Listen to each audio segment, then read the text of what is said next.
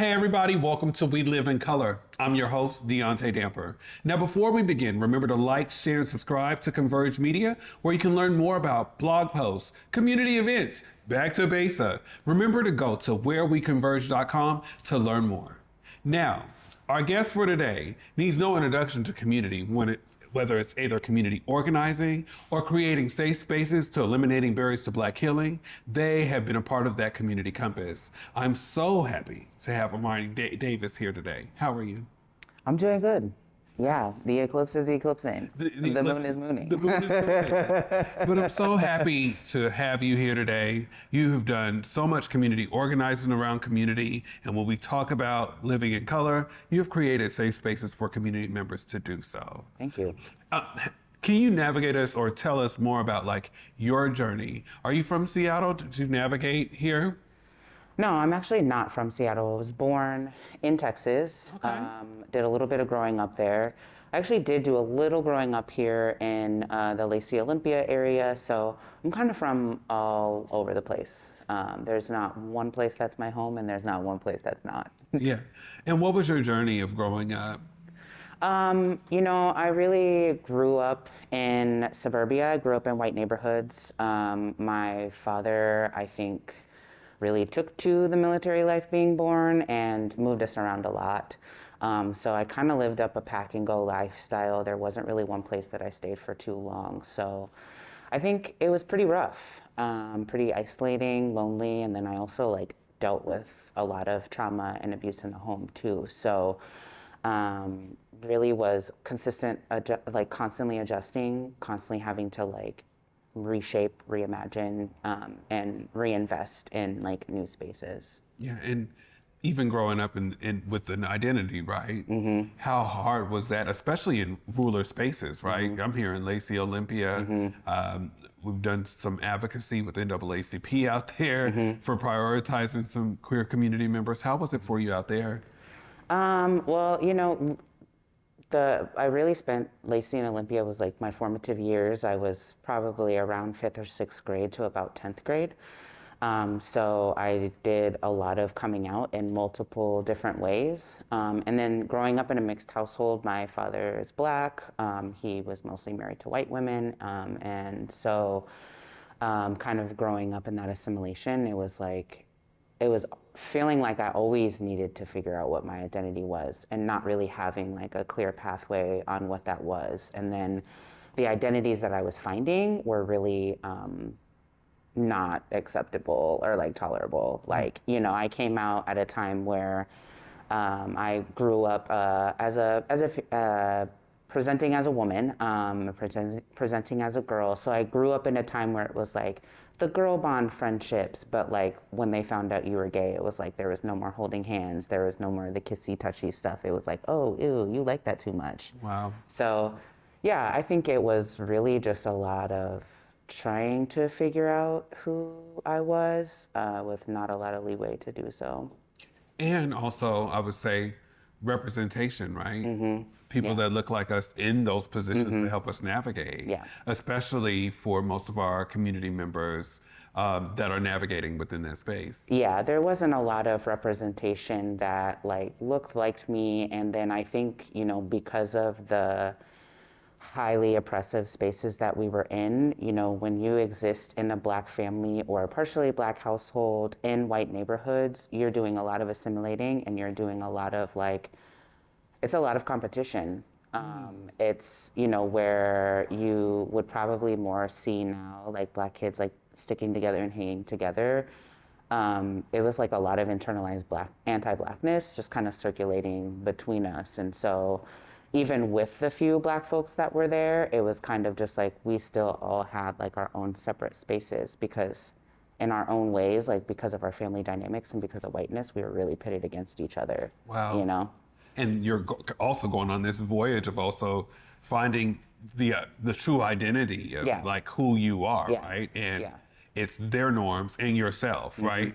Mm-hmm. Which has to be a journey. Yeah, it's like, what is being Black in assimilation? What is being Black when being Black isn't being fed to you? and being Black is being fed to you in a like anti-Black way, in a like, yeah, you're Black, but you're not that kind of Black. Wow. You know what I mean? So it really was like figuring out what do these identities mean, and like how do they and do they even fit into the spaces that I'm in? Yeah, and I think that also leads to the next question of like finding yourself and then also getting into the work that you're doing now.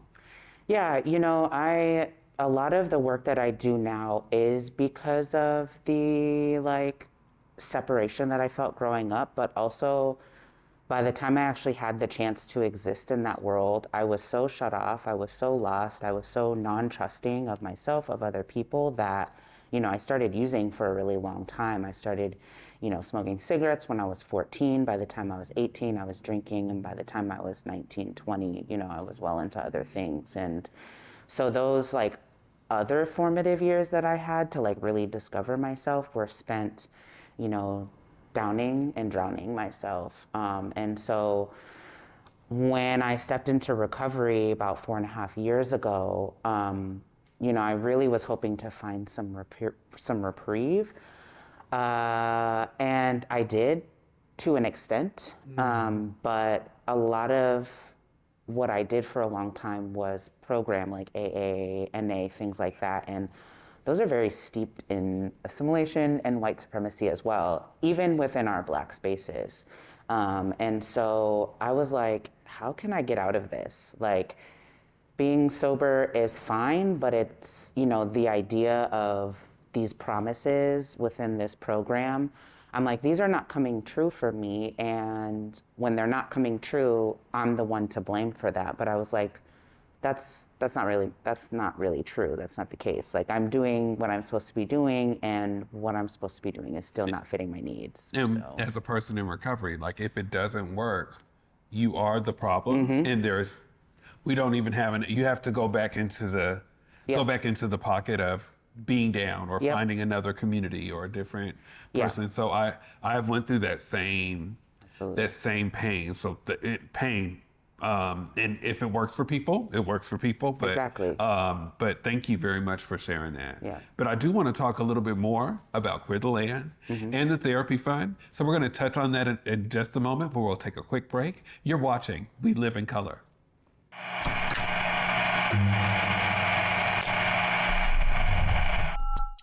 Hello, welcome to Elite Insights with Carlos Imani.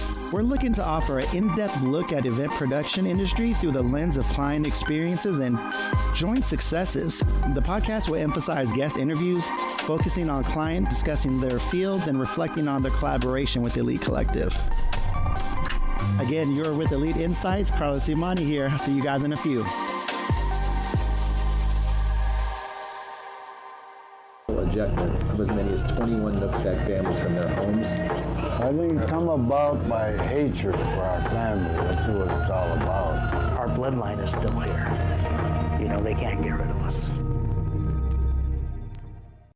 Big Tobacco thinks they know everything. They think they know you, your community, the places you go, the way that you spend your time.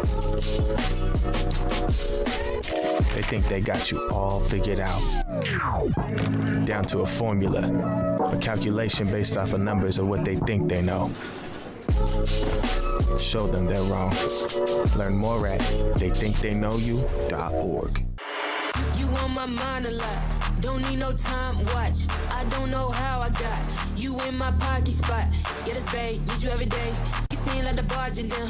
Got my heart no barging in. From the bed to the floor to the couch. Might wake the neighbors up, but you then break you out. In the end, we gon' make a child. Then we gon' hit the show. Part 2, we don't need no pause. We miss you, we gon' get tipsy. Don't need a power shot. Copy my steel. Face the fact that. Copy my steel. Face the fact that. And we're back with We Live in Color. I am here with community compass extraordinaire, Amari Davis. And we were just talking about, during the break, of just overcoming those obstacles of what recovery looks like for us. So can you tell us more about even going into your journey of working with the wonderful Queer the Land? Yeah, I think that once I kind of exited out of this program, I really lost a lot of community. I really lost a lot of trust in building community. And so I was like, what does it look like to switch my journey from a healing space of just using to like a healing space of I'm healing and recovering from white supremacy?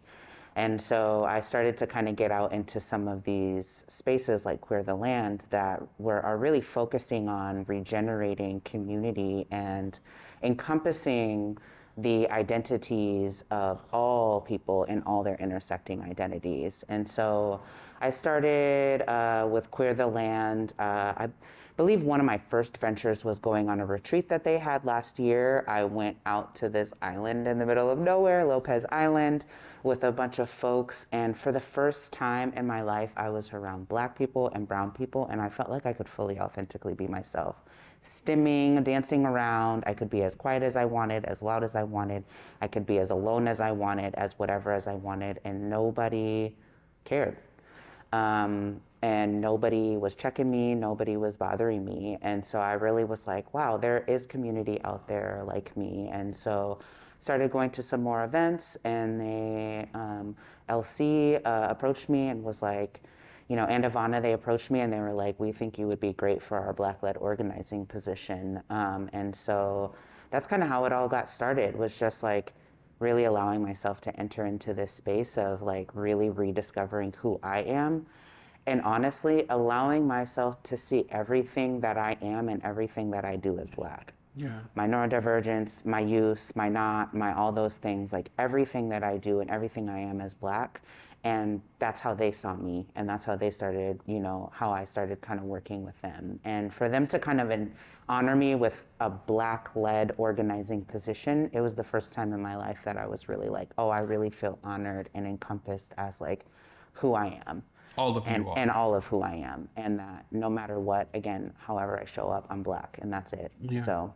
And I love the work that Queer the Land has been doing over the past couple of years since I've been home. I've been home 6 years.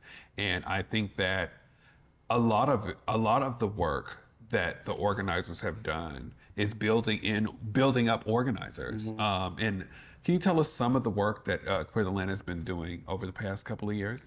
Yeah, so seeing as I'm pretty new, I would say like it's really like a collaborative of people who are working together to build land stewardship and ownership of our time and our labor and our bodies. And so, we have a house in Beacon Hill, and we're working to completely restore the house as well as potentially make it like a landmark, so like it's untouchable at that point. And to build cooperative living, so a space where people who experience multiple marginalizations and displacement can come and learn to be with the land and be with themselves and be with each other. We do gardening days, and so people are learning how to touch the earth again and be with the earth and to grow and to harvest and to take care of the land as well as themselves.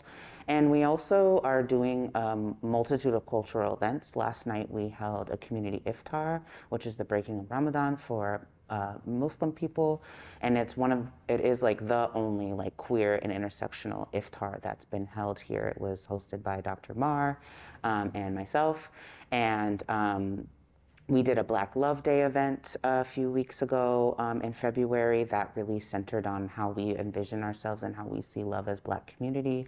And then, we're also in the middle of a workshop series where we're working with Indigenous folks on practicing harvesting and practicing making natural medicine.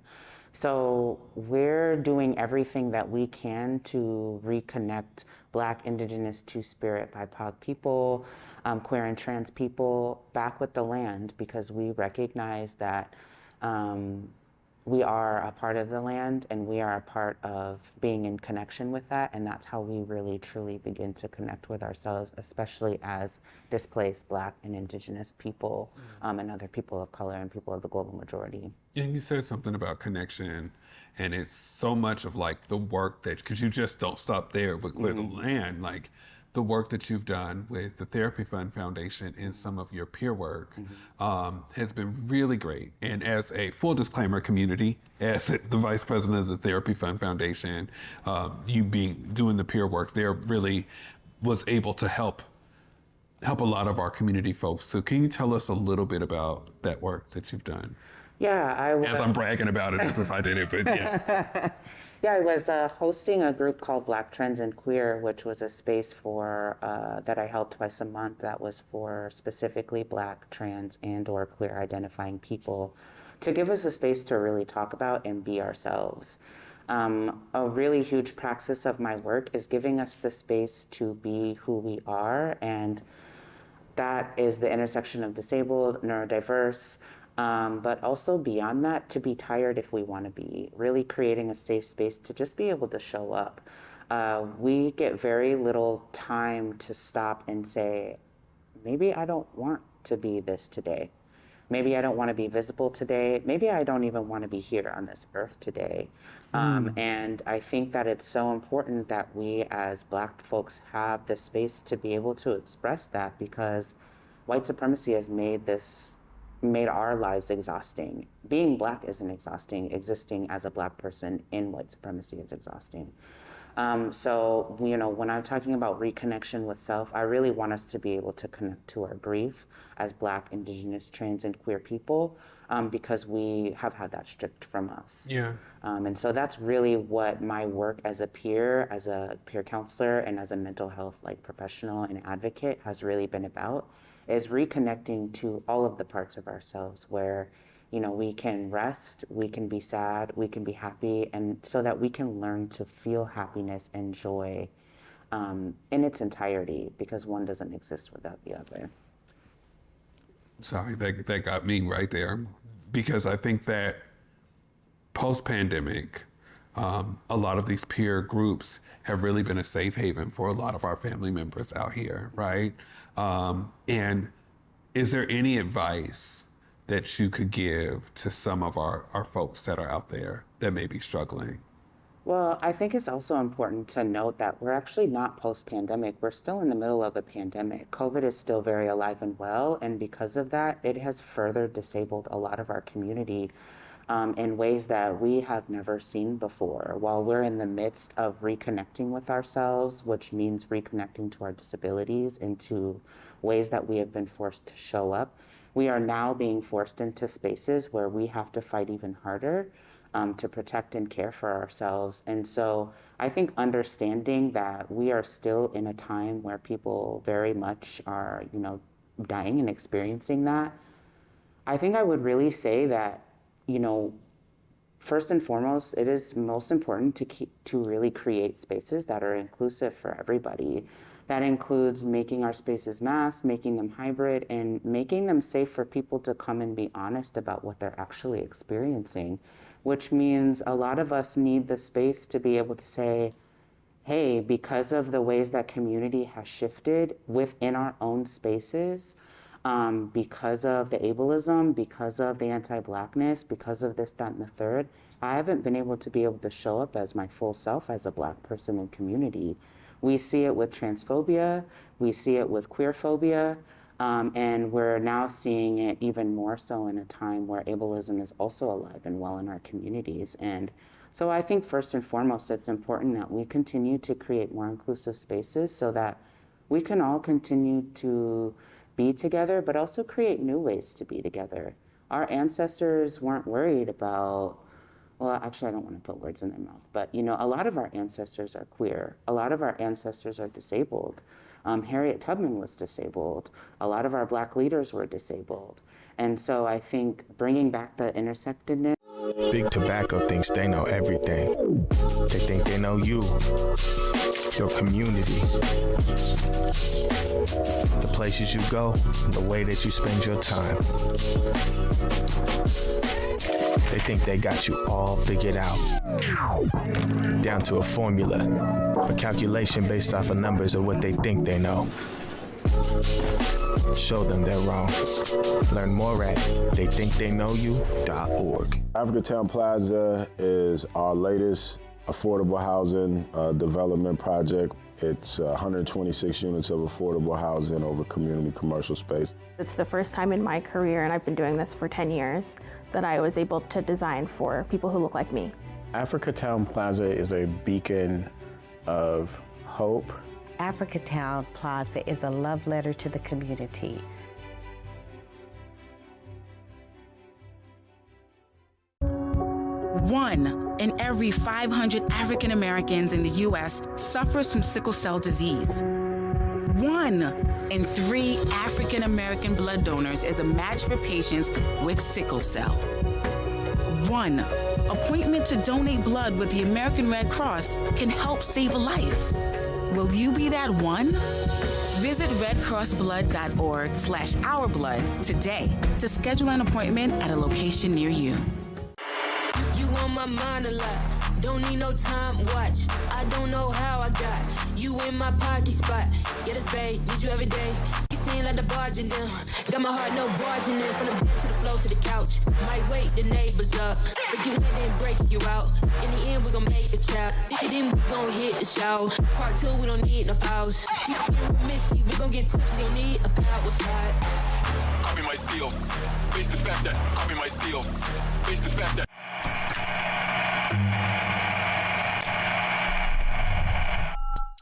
Hello, welcome to Elite Insights with Carlos Imani. We're looking to offer an in-depth look at event production industry through the lens of client experiences and joint successes. The podcast will emphasize guest interviews, focusing on client discussing their fields and reflecting on their collaboration with Elite Collective. Again, you're with Elite Insights. Carlos Imani here. I'll see you guys in a few.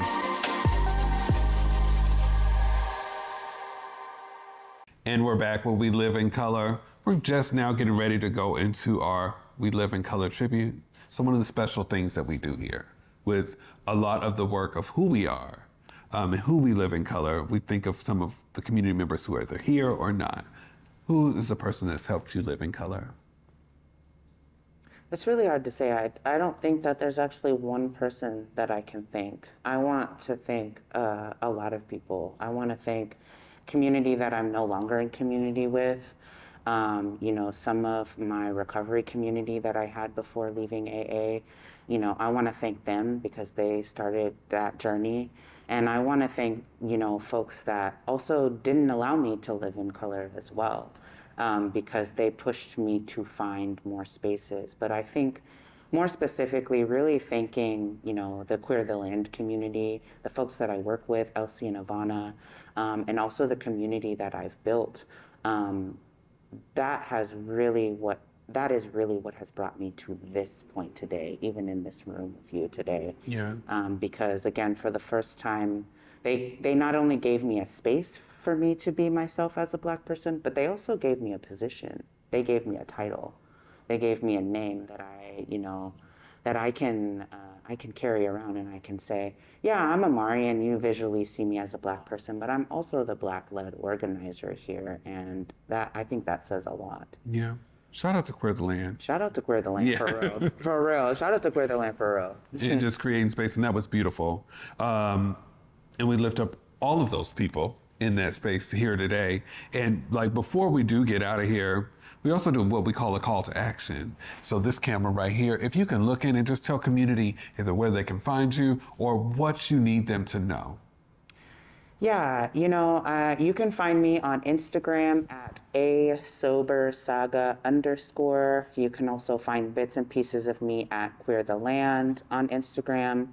And I think it's important to know that it is of utmost importance that we continue to highlight the intersections of who we are as people, including and especially our disabled people. It's not too late to mask. It's not too late to acknowledge COVID and to acknowledge that the pandemic is still ongoing.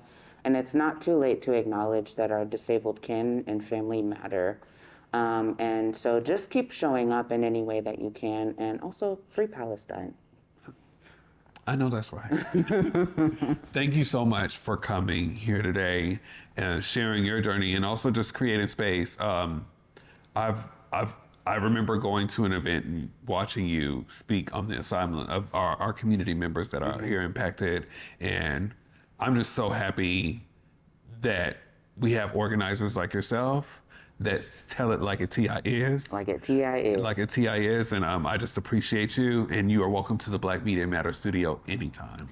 Yeah, thank you so much for having me here. And Washington Therapy Fund has also been a huge influence on the ways that I've been able to show up in mental health and advocacy. And so have you. I really admire the work that you do. So thank you so much. I appreciate you. All right. Now, we were arguing about Beyonce, but we're going to talk about that after. We'll talk about that another episode. But above all else, thank you, community, for showing up and being here today. Please join us next week on a great episode of We Live in Color. I've been your host, Deontay Damper. Remember to walk with love. Have a great day.